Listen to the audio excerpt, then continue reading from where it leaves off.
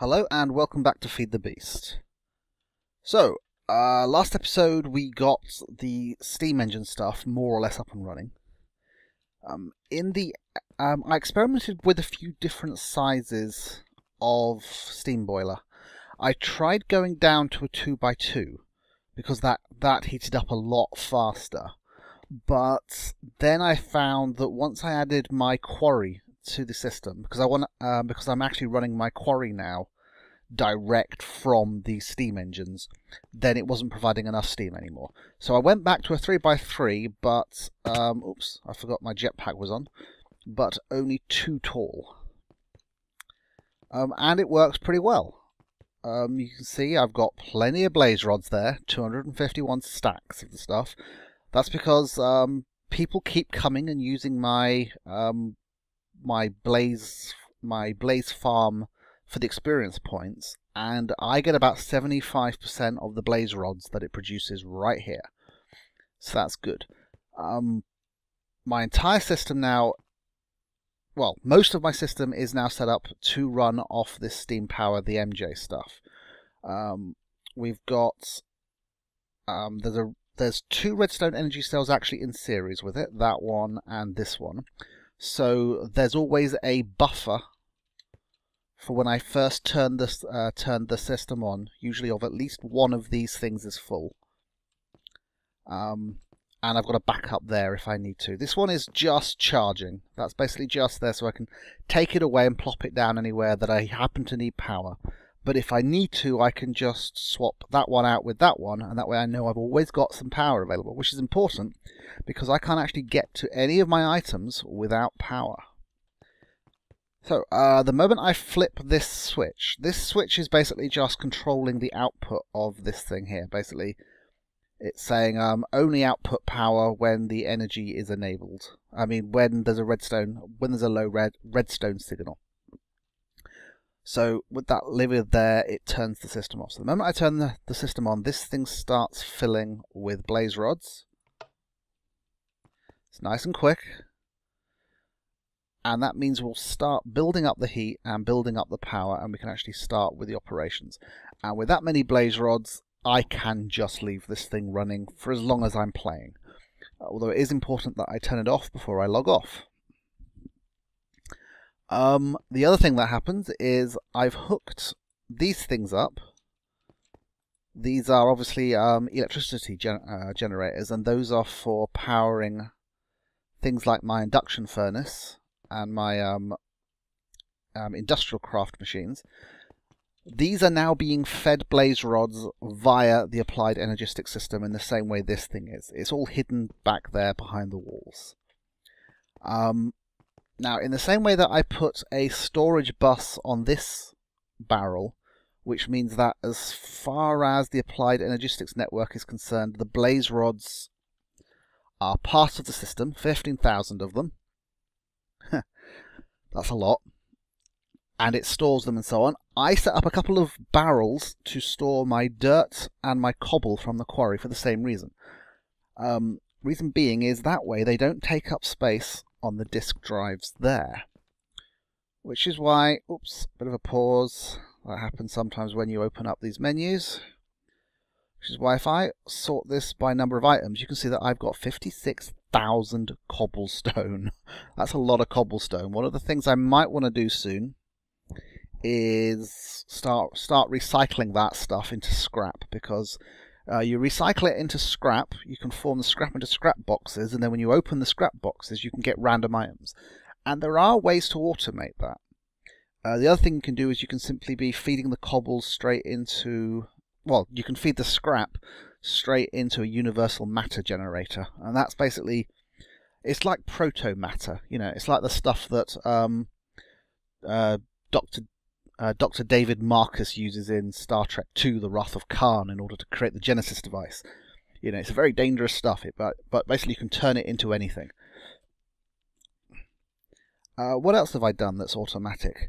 Oh yes, this here is of course my pulverizer, and I've got an export bus here set up to automatically export these 8 ore types, just one at a time, into the pulverizer. Now, that means that if any of these ore types hit my applied energistic system, they automatically get pulverized and I get the powder.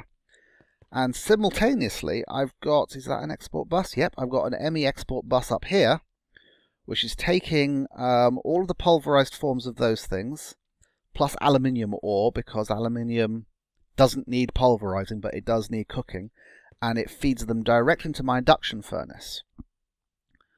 So that way, my quarry outputs stuff to this ender chest, which has an export bus going straight to the ME system.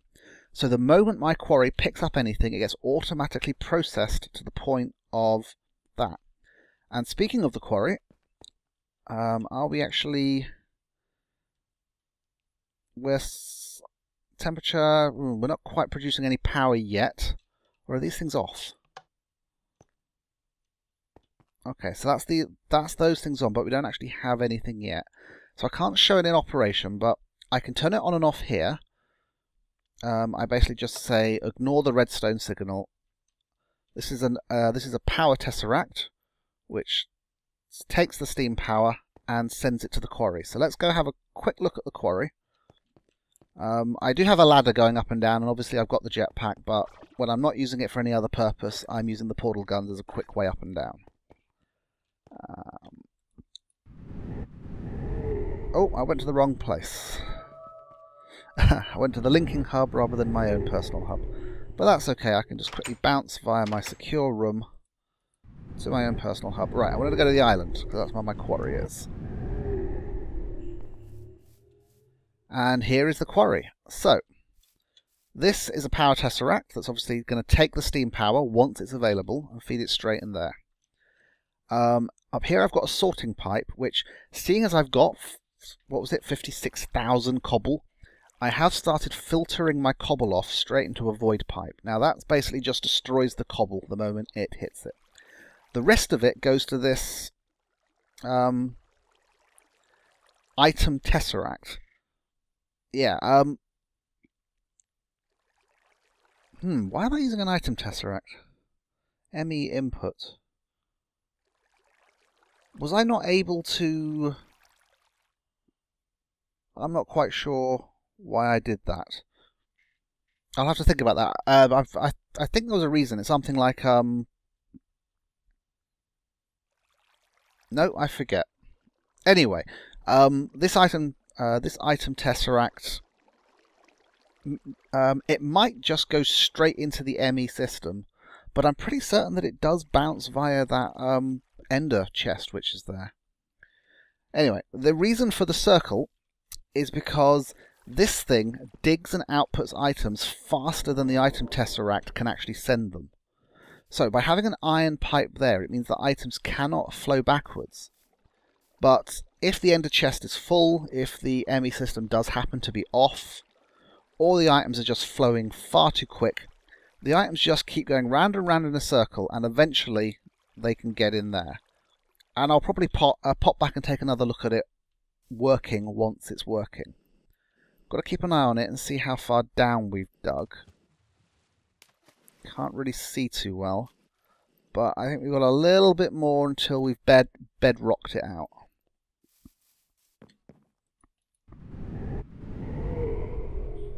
Yes, all of my public linking hubs, of course, now return here for security reasons. It means you can't get to my base without going through here. So let's pop back here and see how the steam engines are doing. Okay, the steam engines are starting to provide power, but we're still only at 113C, so they aren't at full capacity yet.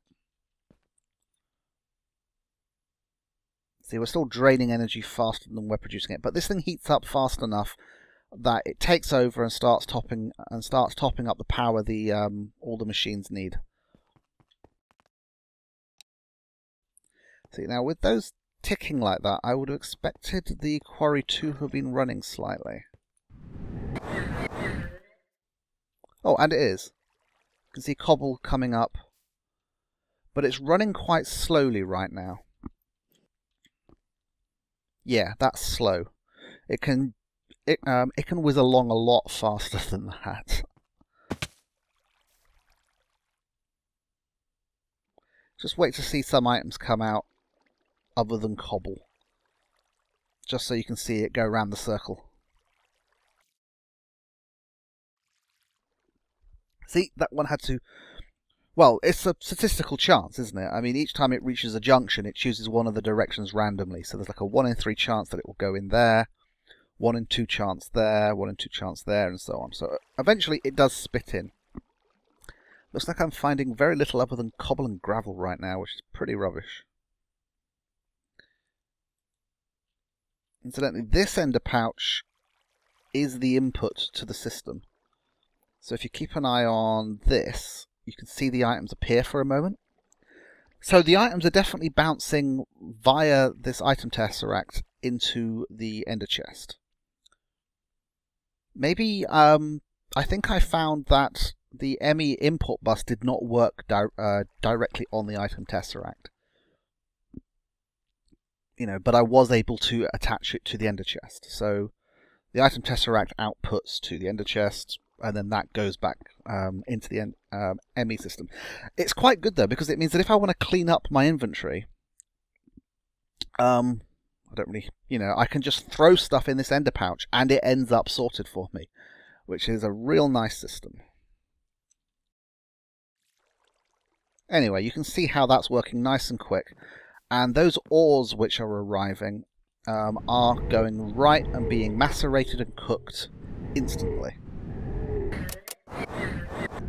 Now the other thing I did is I did this little beastie, the ME molecular assembler chamber. That is awesome. Now essentially this means I've taught it recipes.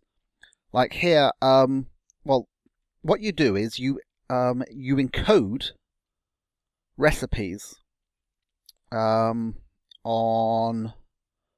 an ME blank pattern, and that's what they look like. And if I hold down Shift, it shows me actually what they are. So the first recipe I taught it was the recipe for an ME blank pattern, and the quartz cutting knife, because that was needed as part of that. And that's the recipe for stone bricks, etc., etc. And I know I'm going to need lots of barrels, so I taught it that. So basically, I can come up here, and here you've got stored and craftable. So this is items I actually own. But now I can go, show me items I can craft. Or both. So it's like I don't actually have a quartz cutting knife in there. But I should be able to craft one. So if I click on that and say, give me 1 quartz cutting knife. And now when I look, there we go. Ah! I did have a quartz cutting knife, but it was damaged, so it wasn't showing up. But that's okay. Stored, craftable. Now, stone bricks is interesting, because I don't think I've got any stone either. Let's show for both. Search on the word stone. Okay, so if I take out that 23 stone and the stone... Oh, I've got lots of stone bricks there, haven't I? This is just by way of demonstration. Okay, so there are no stone bricks there anymore, but I can craft them. So let's say I ask it for 128 stone bricks. Now the first thing it needs is stone. So theoretically, oh, it's over here. See, it's sending cobblestone to this powered furnace because it knows it needs stone, and then it's using the stone it's getting to make the stone brick. There you go. Now, it knows how to make stone brick because the recipe is there. It crafts 4 stone bricks with 4 stone. But how does it know to make the stone? Well, that's what these boxes up here are. This is an ME interface, and you can use it for a few things. You can use it just to export stuff to something, but you can also give it recipes. So here I've told it that it can craft 1 stone with 1 cobblestone using this machine, and that's why it's sending in batches of cobblestone, and it's sending it in batches of 4 because that's what it needs to make a single stone brick. But it also knows that glass comes from sand and silicon comes from quartz dust. And if you notice here on the macerator, nope, I thought there was something else as well. Oh, well, it doesn't matter. Now, the reason why I did it on this thing, even though the powered furnace is slower than the induction furnace is usually busy with stuff from the quarry. Speaking of which, has my quarry stopped working? It might have done. It might have actually dug its way out to the bottom of the world already. I am now making the quarry 64 by 64 because this thing does dig so fast. No, it's still going.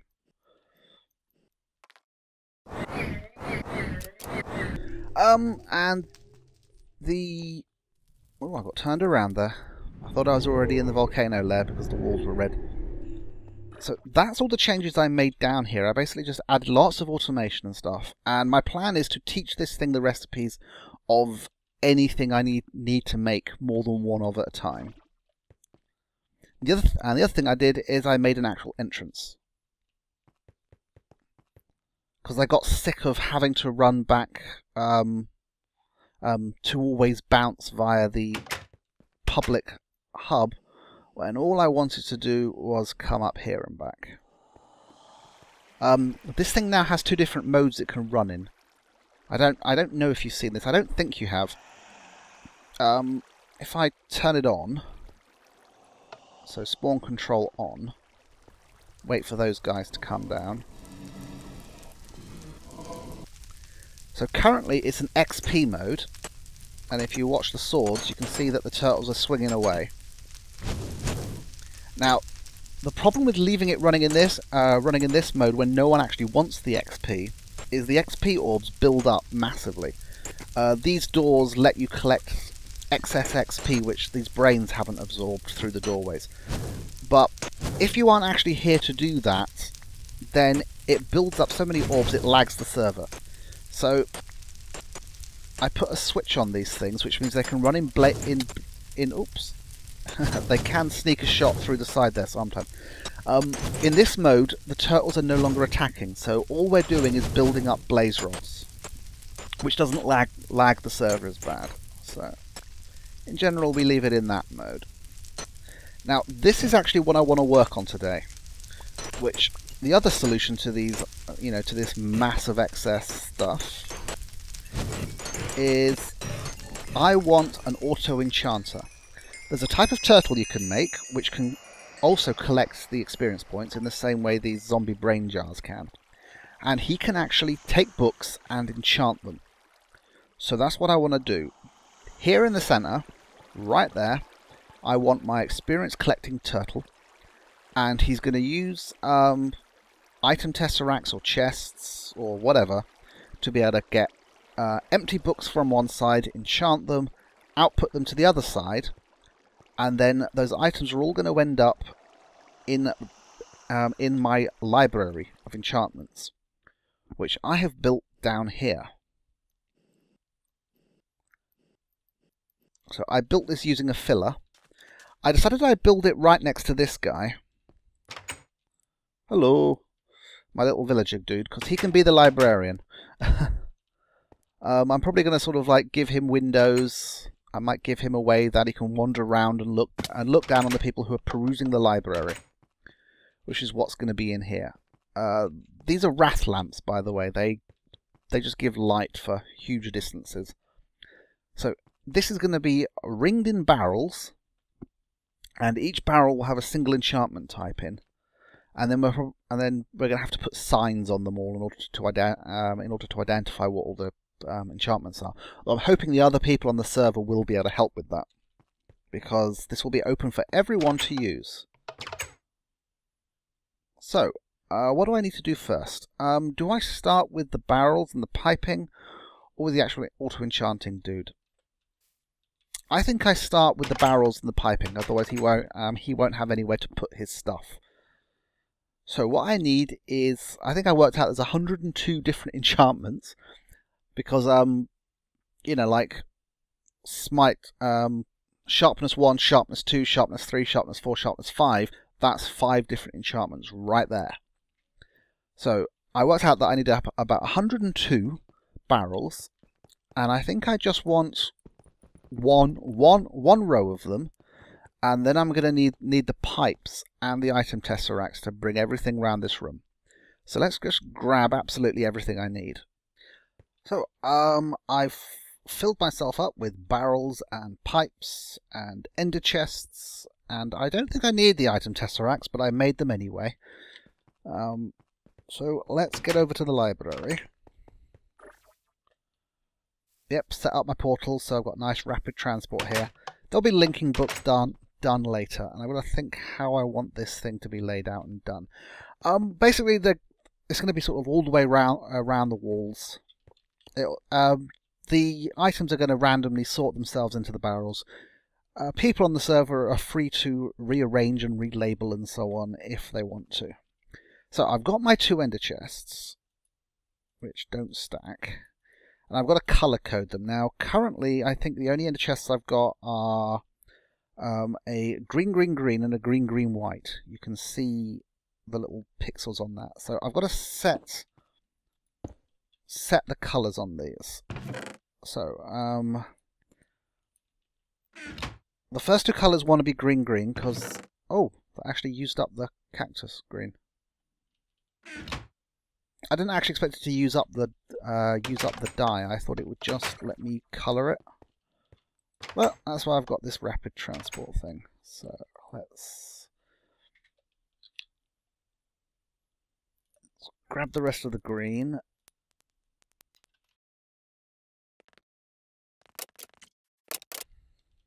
Okie dokie. Oh, I moved so quick. Right. So I've decided to go green, green, brown. Brown for books. There we go. So that's the colour coding on those sorted.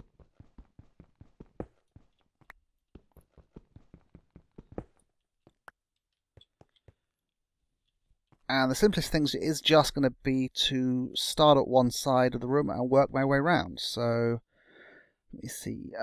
Barrels are going to be at this height.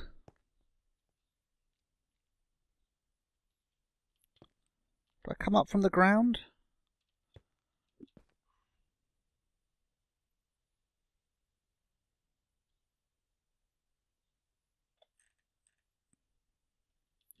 Well, as is often the case, I can change my mind and redesign and make it look a little bit better later. But for now, let's just do that.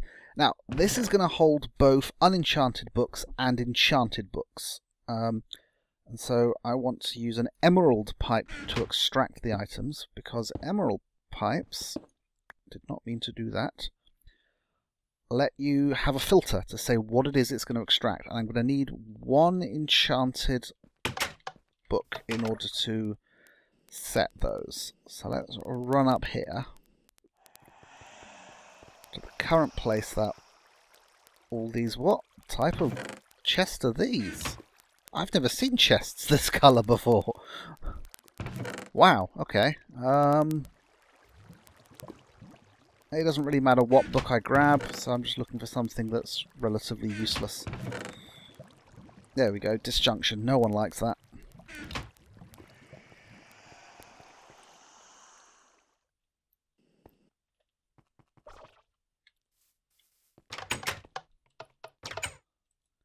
So the way the filtering works is all it knows is enchanted book. It doesn't know what type of enchanted book. So any enchanted books on there are going to get pulled out by this thing. I've got this thing called an autarkic gate. So normally when you've got one of these pipes that extracts from a chest, you have to set up one of those, an engine, a redstone engine sort of thing. Autarkic gates are slightly more elegant. You make them using an assembly table, which I don't own, but my friend Billy does. So I can say items in inventory, send out an energy pulse. And so now if there is an enchanted book in there, it gets extracted and spat out. But anything else in there is going to stay there.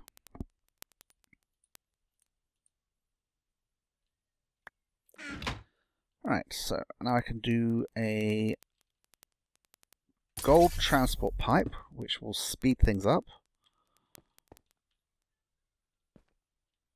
Where do I want the barrels? Do I want the barrels down there or there?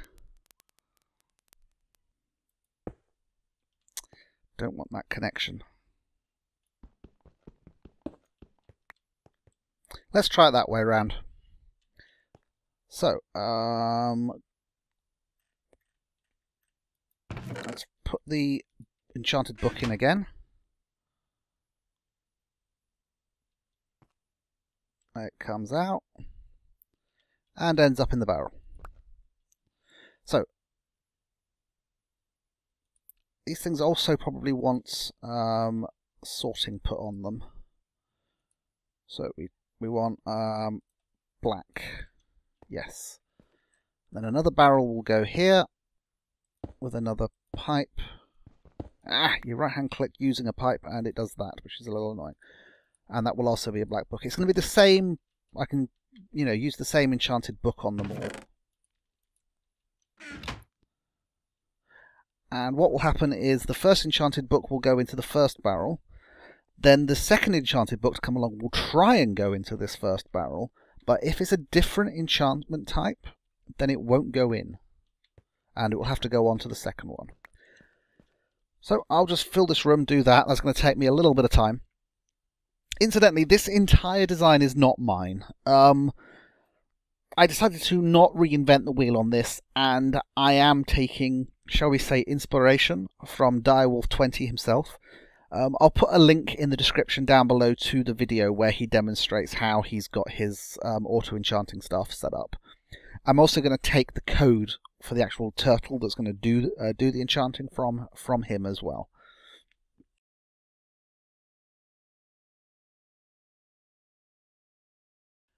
So I decided to test to see whether or not I needed those diamond pipes, and I didn't.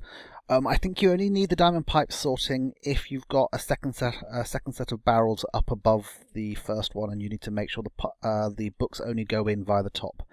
For what I've got, this is all I need. So if I throw books in here, then they should just work their way down. Let's see, and one of them went into there, one of them went into there. Now, as you can see, you can't actually see what the books are. So what you need to do is you need to come along, preferably at some point when it isn't running, pop the book out, see what it is. Oops. So that's Smite 4. Put it back. And then you've got to put a sign here saying what it is. Smite 4. And you've got to do that for every one. So this is just disjunction 3.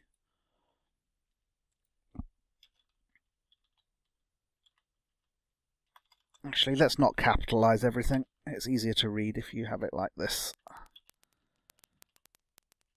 Disjunction 3. If I try and set that as the style, maybe people will come along and copy it. So that was Smite 4. Now at the moment, as you can see, things are just completely randomly sorted here. Efficiency 3.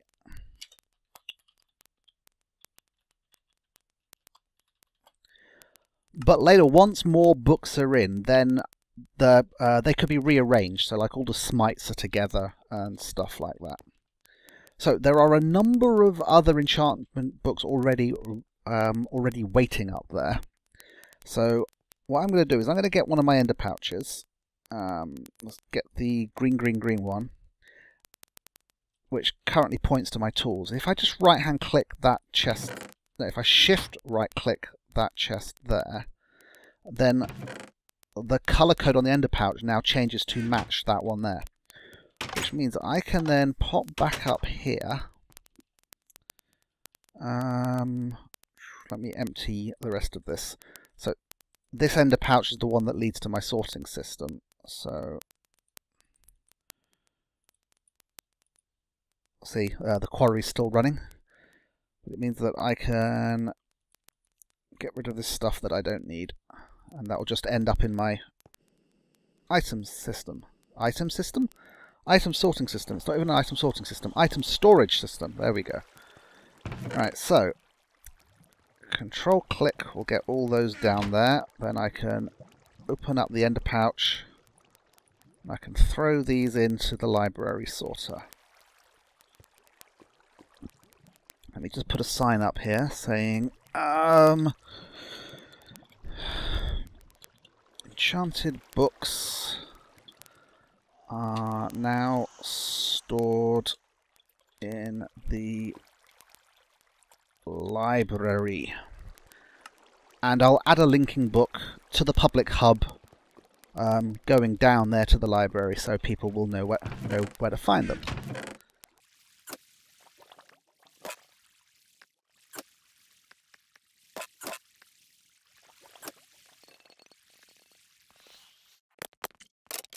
There we go, we should be able to see the books are sorting their way around. I've no idea why it's skipping some. Huh. Ah, I'm wondering if that's because this place wasn't chunk loaded. Or is this the reason why you should use diamond pipe, to make sure that it actually goes into everyone? Of course. Not using diamond pipe means that there's a 50-50 chance as to whether or not it's going to try and go down or go on. And these books just managed to get all the way out to there. Ah, that's a little aggravating. So I am better off using the diamond pipe. Oh, which means I've got to go around them all and put an enchanted book into each and every single one. Oh well. That's weird. They still kept going past lots of them. So why did it skip those three? I mean, now it's happily going up and down and it's checking every single one and finding somewhere to go. They'll speed up a bit now. They've gone past another bit of gold pipe. But, again, what's wrong with this one? Look. Enchanted book. It's right there. This is weird.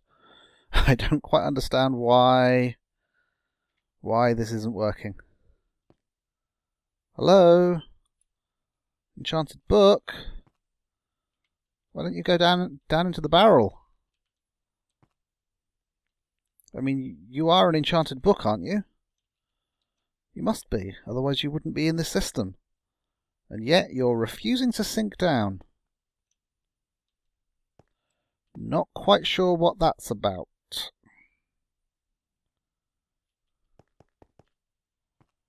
Weird, weird, weird.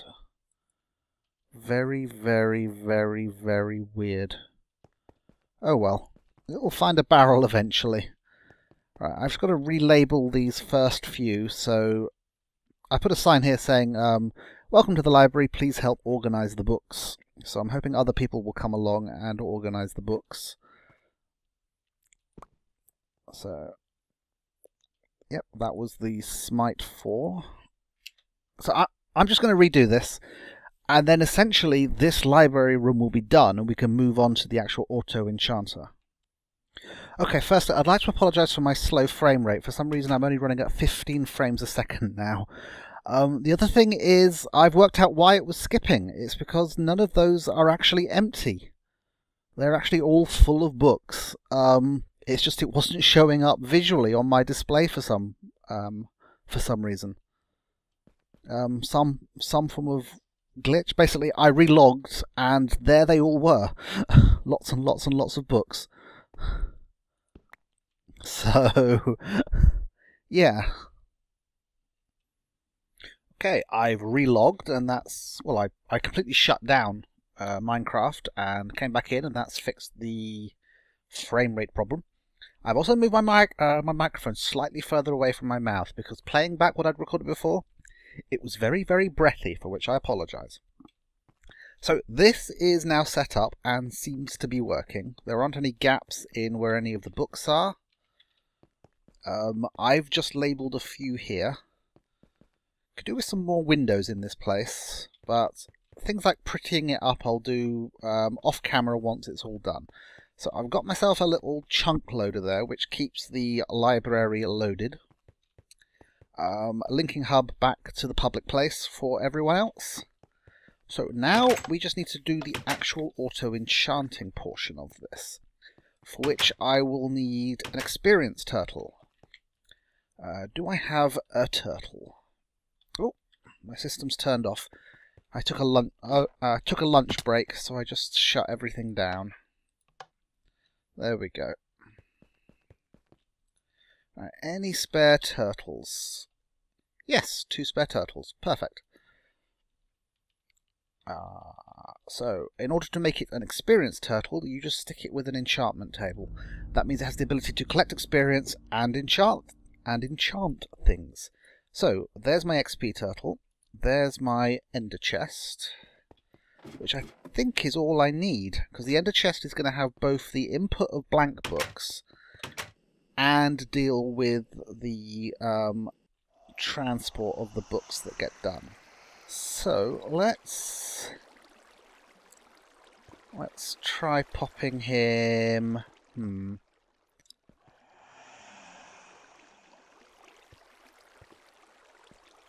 he wants to be in the middle, really.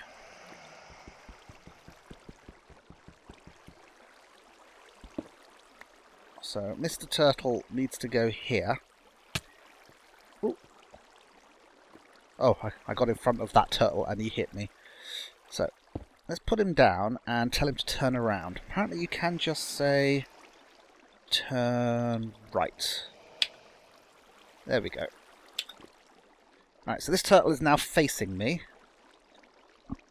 And then I can put the ender chest in front of him, I think.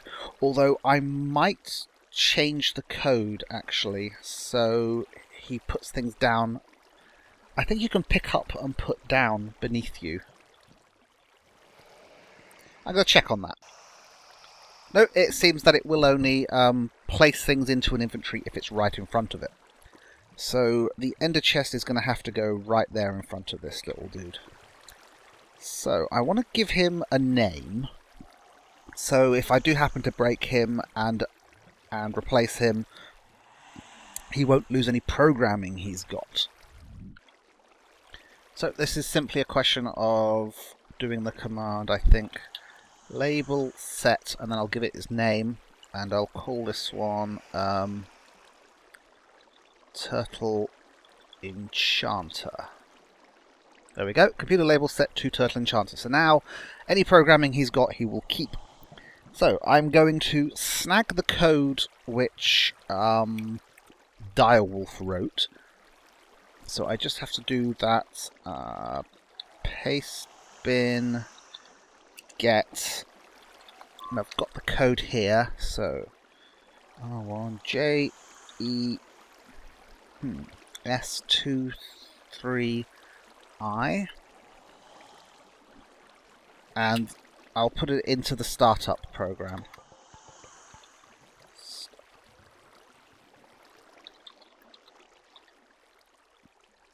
There we go. So it gets the peripheral. Set auto collect true. Current level 0.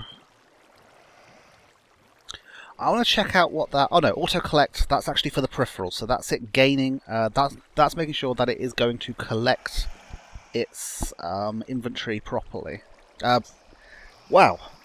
Sorry, the sound effects of the water and the brains, for some reason, are messing up my ability to speak, so I'm just going to turn the volume of the game down a bit. There we go. So yes, that will that means that it will continuously collect experience points. It has basically a simple thing. It just loops round, gets how many levels it's got, prints its current level. If its current level is greater than 30, it enchants a book, otherwise it sleeps for 10.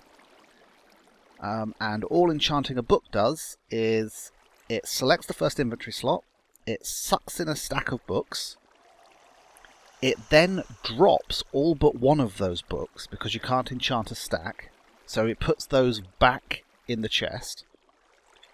Then it will enchant at level 30, and then it will drop the book it's just enchanted into the chest, and it's as simple as that.